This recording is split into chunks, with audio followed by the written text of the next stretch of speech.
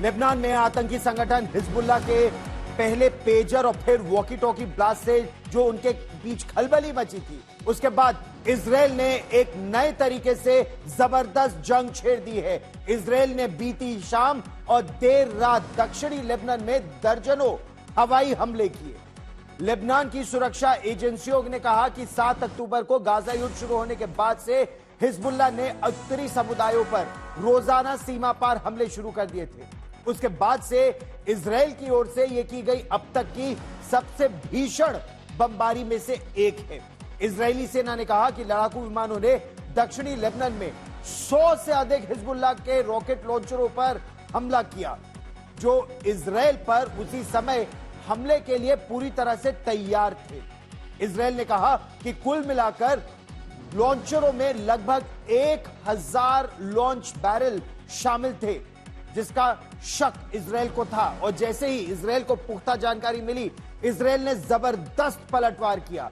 सेना के अनुसार दक्षिणी लेबनान के कई इलाकों में हिजबुल्लाह से संबंधित कई इमारतों को और एक हथियार डिपो पर भी भीषण हमला किया गया। हम आपको उसकी तस्वीरें दिखाएंगे। वो जो आप जबरदस्त आग के गोले आकाश में उठते देख रहे हैं, ये वो हथियारों के डिपो पर बमबारी थी इजराइल की। हमला दोपहर में शुरू कर दिया गया था, लेकिन कई चरणों में देर रात तक यह हमला चलता रहा। सेना ने कहा कि वो आतंकी संगठन हिजबुल्लाह की आतंकी क्षमताओं और सैन्य बुनियादी ढांचे को पूरी तरह से नुकसान पहुंचाकर नष्ट करना, तबाह करना चाहती है, ताकि इजराइल की आवाम के लिए, इजराइल की जनता के लिए कोई बड़ा खतरा न हो। और इस वक्त एक बड़ी खबर इस समय आ रही है। पिछले चंद घंटों में इजरायली वायुसेना ने और इजरायली मिसाइलों ने हिजबुल्लाह के कई ठिकानों पर ताबड़तोड़ हमले शुरू कर दिए हैं। ये एक नया दौर अब से बस कुछ देर पहले शुरू हुआ है और इन हमलों के बाद इजरायली सेना ने उत्तरी इजराइल के कई समुदायों और शहरों में नागरिकों के लिए दिशा निर्देश जारी कर दिए हैं। जो उत्तरी इजराइल के रहने वाले लोग हैं, उन्हें कहा है कि वो बम शेल्टर के बेहद नजदीक रहें। ये दिशा निर्देश मेरोम, हागलिल, अपर गलीली और गोलान हाइट्स के शहरों में नागरिकों के लिए जारी किए हैं। आईडीएफ ने उन क्षेत्रों में नागरिकों से घर के बाहर निकलने और गतिविधियों को कुछ समय तक रोक देने या कम करने को कहा है। यह भी कहा है कि किसी भी जगह पर भीड़भाड़ न लगाई जाए। समुदायों के प्रवेश द्वारों की सुरक्षा करने और बम शेल्टर के नजदीक रहने को कहा गया है।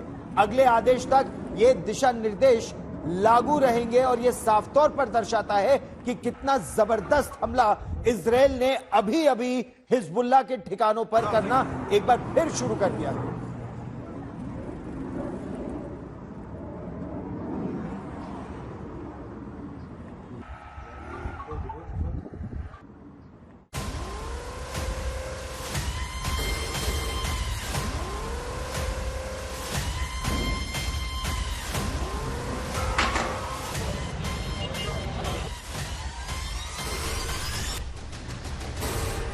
पहले पेजर में धमाके, फिर वॉकी टॉकी फटने लगे, फिर लैपटॉप की बारी। अब सोलर सिस्टम फट रहे हैं। ये दुनिया की सबसे खतरनाक एजेंसी मोसाद के काम करने का तरीका है। फिलिस्तीन की मदद करने वाले हिजबुल्लाह ने कभी सोचा भी नहीं होगा कि जिस संचार नेटवर्क को वो सुरक्षित मान रहा है, वही उसकी जान का दुश्मन हो जाएगा। अपने जिन लड़ाकों को हिजबुल्लाह ने मोबाइल छोड़कर पेजर और वॉकी टॉकी थमा दिए थे ताकि मोसाद के खुफिया नेटवर्क से बचे रहेंगे, उसी नेटवर्क को मोसाद ने ध्वस्त कर दिया।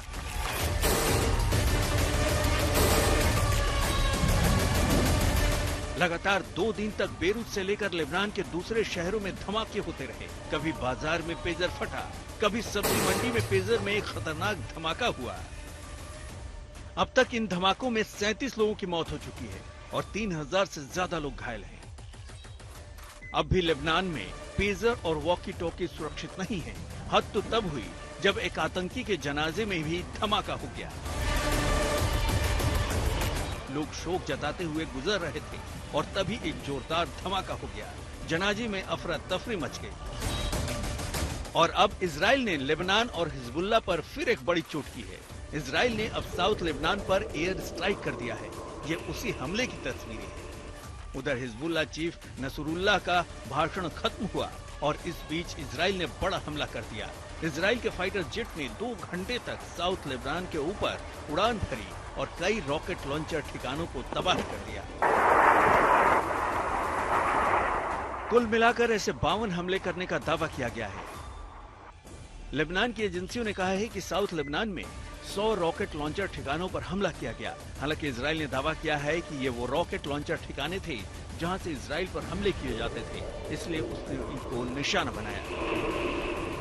वॉकी टॉकी बनाने वाली जापानी कंपनी आईकॉम इंक ने कहा है कि लेबनान में जिस मॉडल के वॉकी टॉकी का इस्तेमाल हो रहा है उसका प्रोडक्शन 10 साल पहले ही बंद किया जा चुका है। कंपनी जांच कर रही है कि जिन वॉकी टॉकी में धमाके हो रहे थे वो उसी के हैं या नकली। नतीजा जो भी हो, लेकिन मोसाद ने अपना काम कर दिया है।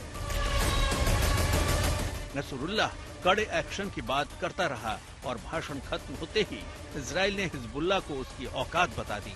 ब्यूरो रिपोर्ट, आज तक।